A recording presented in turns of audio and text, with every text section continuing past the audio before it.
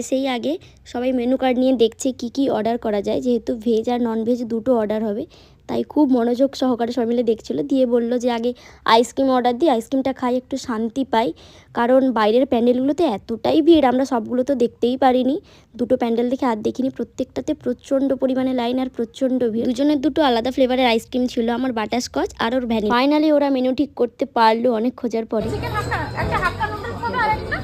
আর একটা এই যে ভেজ পকোড়া আর একটা এই কাটলেট হবে।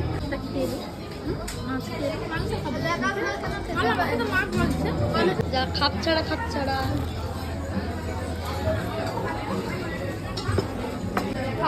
সব নন ভেজ।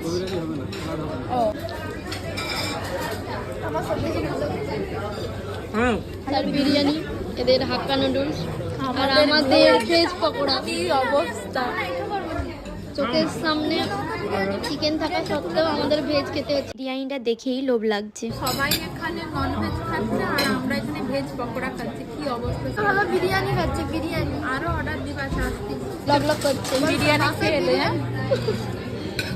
ওই না সত্যি সত্যি খাও। আরে বিরিয়ানি খেলে কিচ্ছু হবে খা খা, সবাই এত করে নিরামিষে পকোড়া ভালো লাগে না, এবার আঙ্কেল থামস আপের সঙ্গে কি কম্বিনেশন। কেউ খাক বা না খাক, এ রাস্তায় কেন রেস্টুরেন্ট কেন সবে খেয়ে উড়িয়ে দিচ্ছে। এটা মদ নয়, এটা হচ্ছে থামস আপ। সকলের খাওয়া কমপ্লিট, এবার বেরোনো যাক।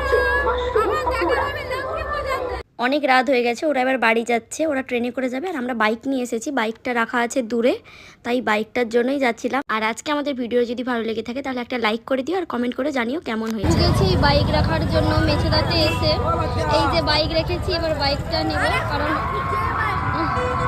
কষ্টে বাইকটা বের করানো গেছে, মানে বাইক রাখারই জায়গা।